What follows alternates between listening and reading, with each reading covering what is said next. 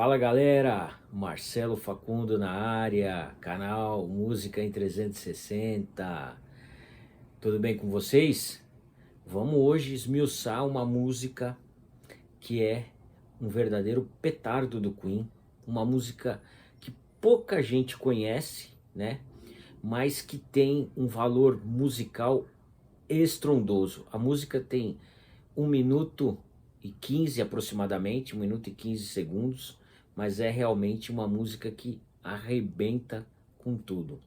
Eu tô falando dela, Lazy on a Sunday Afternoon, presente no álbum A Night at the Opera. É a segunda faixa do A Night at the Opera, que é um dos discos mais tradicionais aí do Queen, considerado por muitos o melhor álbum do Queen, né? Provavelmente um dos álbuns mais vendidos.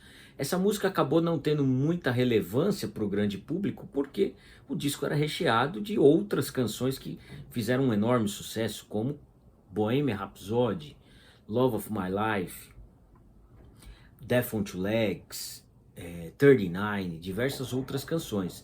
Mas mesmo assim, ela tem musicalmente uma verdadeira obra, ela é musicalmente uma verdadeira obra de arte, com tantos detalhes que a gente tem presente nela. Vamos ver a partir de agora? Antes de mais nada, não se esquece, deixa aqui o seu like, se inscreve no canal, isso é muito importante aqui para nós, tá? Quem quiser também, tem um link aqui embaixo do meu livro digital A Night at the Opera, toda a história por trás da gravação do disco, com detalhes que vocês nunca viram em lugar nenhum. Quem quiser, tem um linkzinho aqui embaixo, é bem baratinho, tá? Você vai mergulhar de vez no universo do A Night at the Opera. Beleza? Sem mais delongas, Lazy on a Sunday Afternoon. Bom, gente, Lazy on a Sunday Afternoon, gravada num estilo muito interessante, um estilo que o Queen já havia flertado, por exemplo, no segundo álbum, ou mesmo no Sheer Heart Attack, que é o Music Hall. O Music Hall é um estilo que se difundiu muito na Inglaterra, principalmente no século XIX, início do século XX, né? Ele começou oriundo da necessidade de se popularizar as óperas, né? Então se começou a criar mini operetas para serem executadas em pequenos teatros, em tavernas. E a partir daí foi evoluindo para o que foi chamado de music hall, que era uma música dançante, né? Geralmente gravada no piano, tá? Para divertir as pessoas, né? Com um contexto mais, com um estilo mais operístico, mais rebuscado. Um dos grandes expoentes desse estilo é o americano Scott Joplin, tá? Que fez muito sucesso. Acho que todo mundo já ouviu o Scott Joplin aí em desenhos animados, em filmes, né? E na Inglaterra, Noel Coward, que o Queen se referiu em muitas entrevistas, foi uma grande influência do music hall. Lazy on a Sunday Afternoon nada mais é do que uma música estilo music hall, né? Com o Fred ao piano, cantando de uma forma muito interessante, né? Ele gravou a sua voz e aí a voz foi depois captada através de um fone de ouvido. Foi colocado um microfone na saída do fone de ouvido para captar a voz. Para quê? Para que a voz do Fred emulasse o som de um rádio, né? De um rádio antigo, das pessoas ouvindo lá no começo do século XX, ouvindo essa música no rádio, tá? Então, um detalhe muito interessante, já começa aí o nível de rebuscamento que o Queen teve com essa canção, tá? Então ela é um music hall, né? Eu gostaria de chamar a atenção de vocês aqui para alguns detalhes que nós vamos discutir a partir de agora. Primeiro, o contexto harmônico da música, que é realmente sensacional, e depois o solo de guitarra. Inclusive, eu vou extrair do vídeo toda a explicação do solo de guitarra e vou criar um outro vídeo para quem for guitarrista e quiser mergulhar a fundo, porque ali é o puro suco dos arranjos orquestrais de Brian May. Então, quem é guitarrista, assista esse vídeo até o fim e depois assista o trecho que eu vou extrair aí de guitarra. Então, Dando sequência, vamos entender toda a questão harmônica de Lazy on a Sunday Afternoon.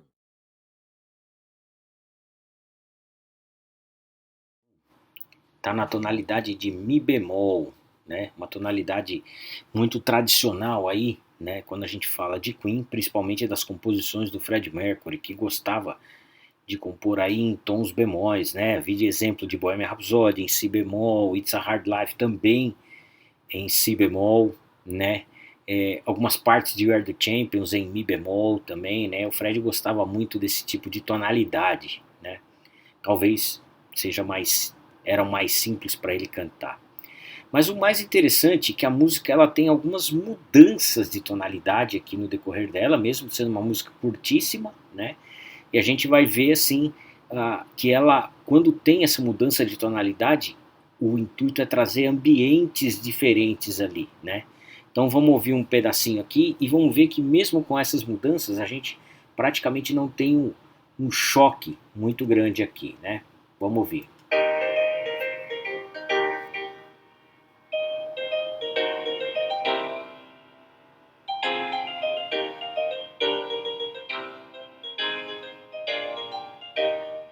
Mudança para o Ré.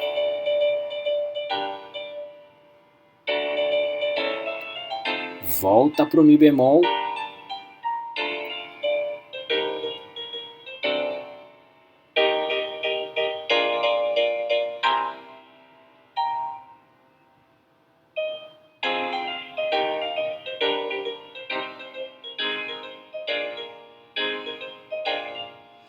Agora pasmem, no solo de guitarra a música vai para a tonalidade de Lá.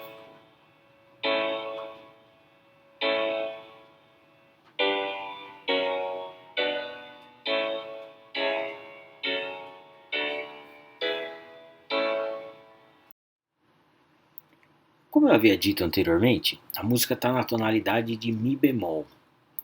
Estando na tonalidade de Mi bemol, eu tenho a presença de alguns acordes aqui que não fazem parte da tonalidade de Mi bemol, né? Que são os famosos empréstimos modais, que é esse Dó com sétima aqui. O Dó na tonalidade de Mi bemol, né? Ele é menor, né? Inclusive a relativa menor do Mi bemol é o Dó menor, né? E aqui eu tenho também a presença do nosso querido Mi bemol menor. A música está em Mi bemol maior, né? Isso aqui, essa mudança, ela tem uma função muito importante, que é a de manter a música numa vibe mais alegre, numa vibe de uma tarde de domingo. Vamos mudar aqui, principalmente o Dó aqui para um Dó menor, e vamos ver o que vai acontecer com a música. Vamos ouvir esse trecho.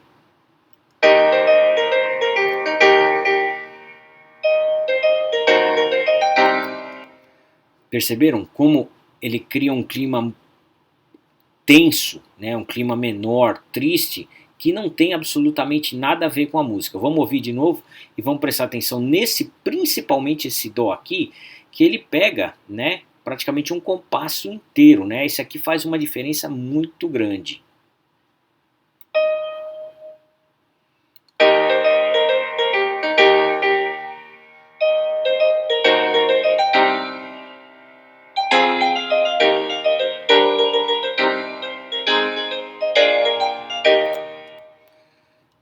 Perceberam como faz uma diferença muito grande? Então, aqui a utilização do Dó maior, né, é para realmente realçar a característica de uma música alegre, de uma tarde de domingo feliz, né, da preguiça de uma tarde de domingo. Um outro detalhe é que esse acorde aqui, né, o Dó com sétima, ele é um acorde dominante, né? Ele vai preparar para esse Fá menor aqui, né? Que está na tonalidade de Mi bemol, né? Então, aqui, ele além de ter a função de deixar a música mais alegre, né? Ele tem também a função de dominante, de preparar, de dar aquela ideia de sequência, né? Dar aquela ideia de uma música fluida, contínua. E aqui no trecho final, né, a gente percebe uma característica muito interessante, que é o uso do 4-5-1, né? Lá bemol, Si bemol e o Mi bemol, né? O Si bemol ainda com sétima, com toda aquela característica de dominante de preparação para o Mi bemol, né? Olha que interessante, né? A música ela dá toda a pista que ela vai ser resolvida aqui.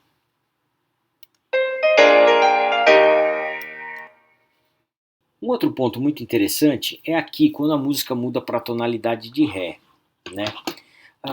Só queria deixar claro para vocês, em muitas partituras que vocês vão ver, eu não tenho essa mudança, eles vão continuar aqui escrevendo nesse trecho como Mi bemol, né?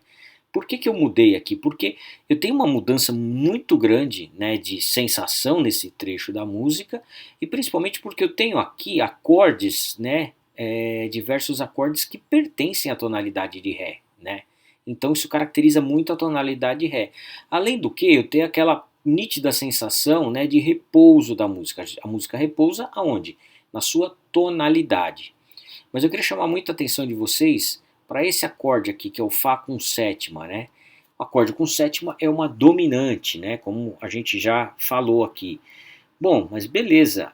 O Fá com sétima vai ser dominante de quem? Do Si bemol. Poxa, mas o acorde seguinte aqui não é um Si bemol, é um Sol menor. Sim, mas o Sol menor representa o quê? Representa o relativo de Si bemol. Olha que interessante. Então, ele prepara aqui, né?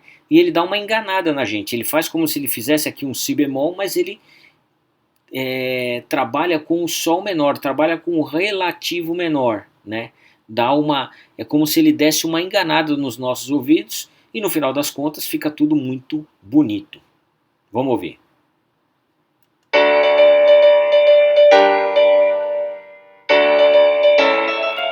O dominante repousando no Sol menor.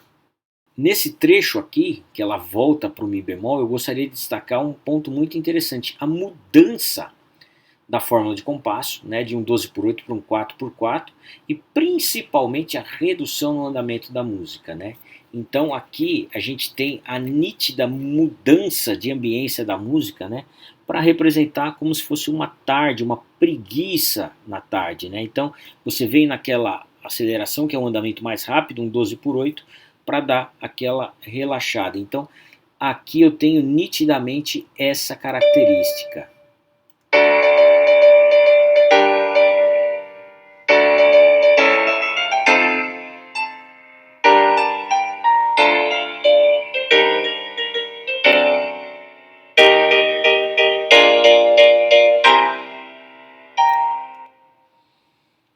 Sensacional, né?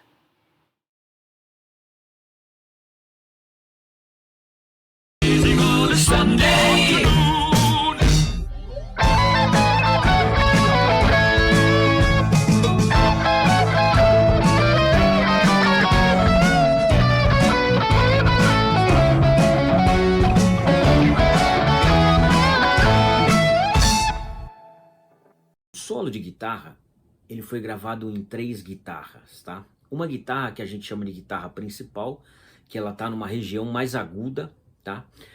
Gente, arranjos do Brian May de guitarra sempre, né? Assim como os arranjos de vozes do Queen e todos os arranjos de vozes, a voz principal ou a guitarra principal vai estar sempre na região mais aguda. Ela que vai se destacar, tentar se destacar, né? E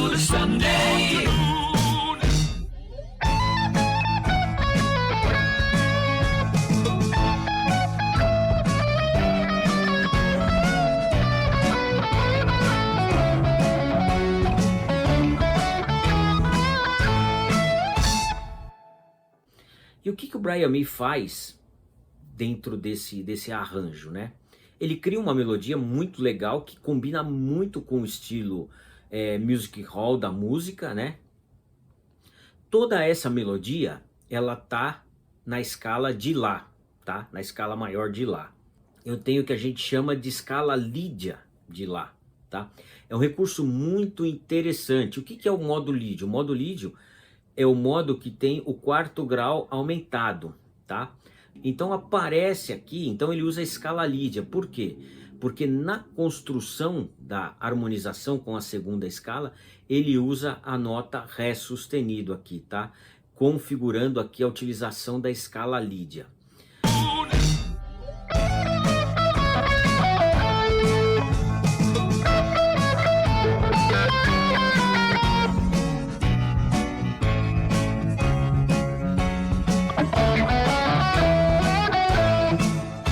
Porque os primeiros compassos eles estão no acorde de Lá. Quando existe uma mudança da harmonia, então o que ele faz?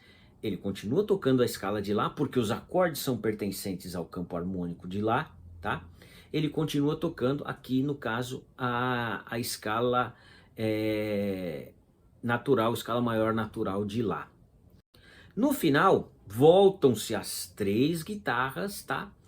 Ele continua tocando a escala de Lá até desaguar no acorde de Mi. As três guitarras vão parar no acorde de Mi, tá? Vão formar o acorde de Mi.